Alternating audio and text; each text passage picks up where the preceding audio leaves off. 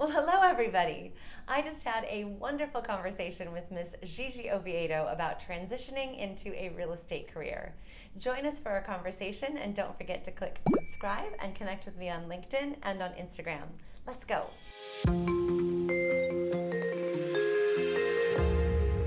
Well, hello there, Miss Gigi. Welcome back. Thank you, Courtney. Thanks for having me. I am so happy to have you. We had such a good conversation a little while ago about networking, getting connected, staying connected in this virtual landscape, and people seem to really like it. So I think they're going to like this one too. And what are we talking about today? Okay, so for this one, I thought it would be fun for us to talk a little bit about careers in New York City real estate and what it's like to work in residential real estate in the city. I get asked about it all the time, and I figured this might be fun for people to watch. I think it is very fun, and I really appreciate you sharing. You obviously are the head of professional development at CNC, so I'm not surprised that you get asked this question quite often. I do as well in casual conversation, but I'm very excited to hear what you have to share on the matter. So I guess a good place to start would be, what did you do before you got involved in real estate in New York City? So my very first job when I was in high school was I worked at a gourmet shop where I was worked at a deli counter. Got a lot of free coffee, so that was a great perk of the job. It kept you going. Right. Then I had a lot of hospitality type roles. I worked as a cater waitress, as a bartender, as a promotional model, where it's not like a real model, but you get hired to promote products and services. Like I promoted candy and beer and stuff like that. And you're like, you need to buy this. This was you. Pretty much. Slightly different, but I could tell you'd be a natural. Then also I worked as a luxury retail sales associate selling handbags for a wonderful company, and a lawyer. I was also a lawyer. So I keep my license active, but I no longer practice law. I work full-time at the firm. So I guess the most logical next question is why real estate? Totally. So, I think growing up, I grew up in a family of lawyers. So the short version of my life story is my parents are both lawyers. My uncle's a lawyer. We have a long history of lawyers in the family. And from what little I knew about the career, because I had never practiced as a lawyer, I thought that there might be potential for it to be a good fit for me. Obviously, my family had recommended it and worked successfully in that career for a while. So after doing some research, I decided that I wanted to give it a try. I felt that even if I didn't enjoy practicing, that it would likely be very valuable on a personal level as well as in other professional areas. So I went through law school and I got my degree. I practiced very shortly as an attorney before realizing that I really didn't think that it would be a great fit. I found the work to be very solitary. The kind of work that I was doing in particular, I was basically reading dense contracts by myself for about 10 hours a day. It was high stress. There was no interaction with humans. Right? You're so personable. How is that possible? Right? So, I'm like, this is not anything that I enjoy. And it was weird, even in reciting my past professional experiences, it's kind of like one of these things is not like the other. And the lawyer thing was that. And I'm sure, it's no knock on the profession by any means. Friends with many successful practicing attorneys who love it. But for me personally, I felt like the things that I had really enjoyed in the past in my sales roles and hospitality roles had to do with connecting with people, helping to meet their needs, and helping them enjoy themselves in the process of whatever we were doing, whether it just be, buying a handbag or, enjoying a night out. And so I really started to think about what's a career that I could have where I could do it long-term and grow financially, and enjoy it. And I felt that real estate, checked a lot of those boxes. And so that drew me to the industry. That makes a lot of sense. I cannot see you working solitary in a room by yourself. That does not seem at all like a fit with your skills. So I'm very happy that you decided to join this firm in this industry in general. So I guess my next question is, how did you decide what firm to go with? What were you looking for in a new company when you were considering a real estate career? Right. Yeah. So it was a whole new field. And at the time when I decided to look into pursuing my real estate license, I didn't know anyone doing real estate full time, as a residential real estate agent in New York City. Now I know many and many great agents. But at the time, the only person I knew who was even working in the real estate industry was like a friend of a friend who worked in commercial property management, which is not the same thing. But he was nice enough to let me pick his brain. I took him for a drink and kind of asked him a bit about the business. But outside of that, I really didn't have anybody to speak to about their own personal experience. So I just did a tremendous amount of online research and did the best I could to try to figure out, what firms would be interested in me, what seems to be important in making a successful career at this.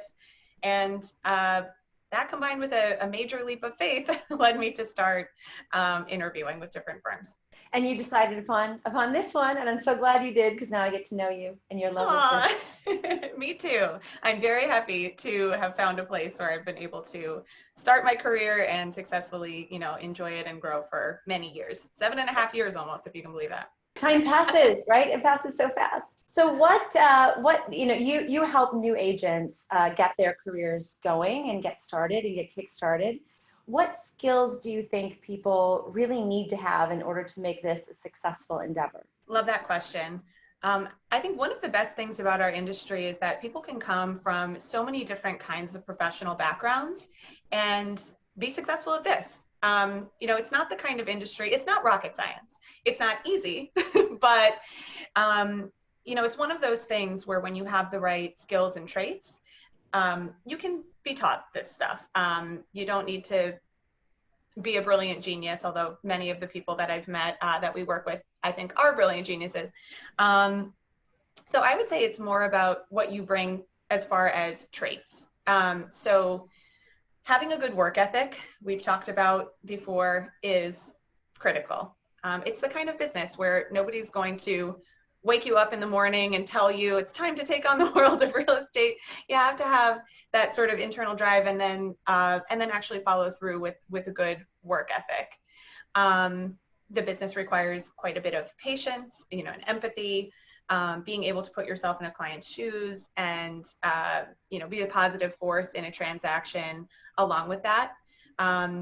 So I would say those are probably some of the more critical traits. Now, this might be a little bit of an odd question, but who do you think real estate is not for? Ooh, I love this one. If you are looking to get rich quick, this is not it. By no means does that mean that you can't be very financially successful at this, and you're a shining example of somebody who has exceeded all kinds of, financial goals that most people probably have. But it's not the kind of business where you're going to work 10 hours a week and sort of at your own convenience and just be making six figures with like minimal effort. So I'm sorry. And money is just going to rain down on you from everywhere. Just handed to you like that. Yep. I'm sorry. I'm sure I'm breaking some hearts here. But that's not what this business is about. Just like with anything, it's got a pretty steep learning curve associated with it, right? So you've got to be open-minded and be okay with not being great at something and learning and failing. And that's another important trait, resilience, being able to have the tenacity to get rejected, come back at it, the next day with a good attitude and learn and grow, really important. So I would say, come into it with the right mindset for sure. And another thing that I would add, this might be controversial, there may be people who disagree with me here, but I don't think this is a great business for people who want to be the star of the show like 24/7. It makes for great reality television, but I think for the people that I know who are extremely successful in this business, it's not about them, it's about the client. Mm-hmm. And certainly from my own experiences, I found that the things that enabled me to learn and grow and develop my business and my referral network were things like being responsive to my clients, caring about them, protecting their interests, and really going to bat for them, when they felt something might be unfair, having your clients back and making sure that your client understands that this is about them and not you. I found that builds a lot of followership and is really the thing that helped me grow my referral business year over year. That is a really, really good point that I don't think a lot of people make, but it is very impactful and yeah, a really good tip. What tips and pointers do you have for people as they are starting their real estate journey? I would say for anyone starting in real estate, coming into it with the right mindset of, I talk to many people who have been extremely professional in other professional capacities. People who worked in finance, they did really well financially, but they weren't super connected to the work, all kinds of fields. And no matter how accomplished you are, real estate is a whole new thing, right? It's got its own learning curve. So coming into it with the mindset that you really truly are going to be open to learning a whole new craft, not being too hard on yourself when you don't have it click immediately, just being open-minded. You're learning something completely new, and coming into it with the right mindset and attitude is one of the biggest, most important things in my view. Being financially prepared, I think also, everyone hears about that when they're thinking about getting involved in the business. It's a 1099 independent contractor business, right? So you basically, if you do a deal, you make money, great. If you don't do a deal, then unfortunately you don't yet make money. So obviously having a financial cushion is practical, but also I found, there are plenty of people who start with their firm, get trained, and start doing deals like almost immediately. Even in that case, I would say, just having that financial cushion, it's more mentally, it sort of takes that pressure off of every single transaction going through, like I have to do this deal. And it allows you to kind of focus more on the best practices and treating people the right way. Yes, because back to your concept of this being a service business, this being something where you're there for your clients, you're able to do that more if you don't feel like you have to have something come through. Then your mindset's going to be a little bit different. So I think that's a really good advice. Absolutely. And the client feels the difference. The client feels the difference between this person is genuinely looking out for me versus just trying to jam a square peg in a round hole and get the deal done. Well, any other tips, tricks, anything else that people should keep in mind if they are considering a jump to the real estate field, I guess here in New York City or elsewhere?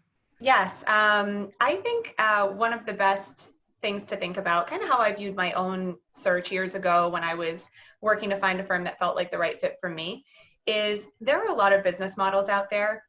And I think the best thing that anyone can do is really be honest with yourself. If you're thinking about doing this as a career, be honest with yourself about what you bring to the table versus what you are going to need to be successful.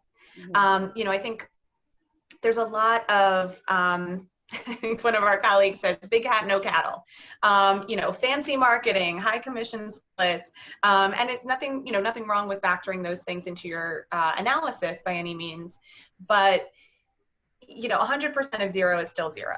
And are you going to have, the training, the lead support, which is pretty crucial for a lot of folks. I grew up on Long Island and I have plenty of friends who live in the sort of NY metro area.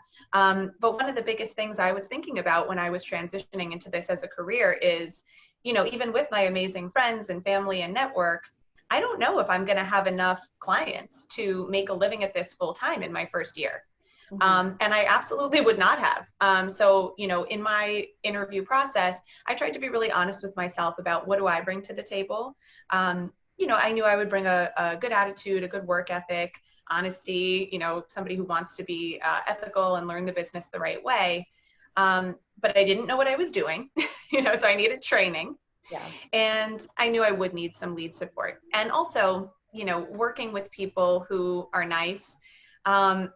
That is so important. I mean, I think all of us in different lives, different professions, have worked with people who are amazing and you would be friends with them outside of work versus, that one cranky person who you're stuck on shift with and you're like, oh God, when is Nancy leaving? No offense, Nancy. But it makes such a big difference, especially in a business where you have quite a bit of autonomy. it makes such a difference to be surrounded by people who are positive, who are encouraging. Nothing wrong with friendly competition, but a non-sharky environment, I think, was very important to me. So I would just encourage anyone interviewing with firms to really think critically about all of that and do a deeper dive into what do you think you're going to need versus what you bring, and what will your firm be expecting of you.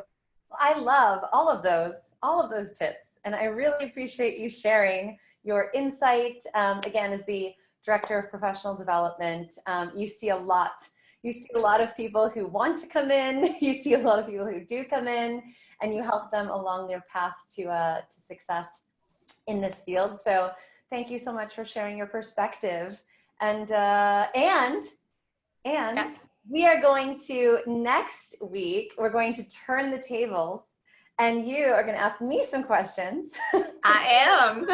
I'm excited. So anybody who found this to be super helpful, then make sure that you come back and join us next week, because I'll be sharing some tips and tricks then as well. So thank you, Ms. Gigi. Thank you, Courtney. Always a pleasure. All right, and I'll see you later.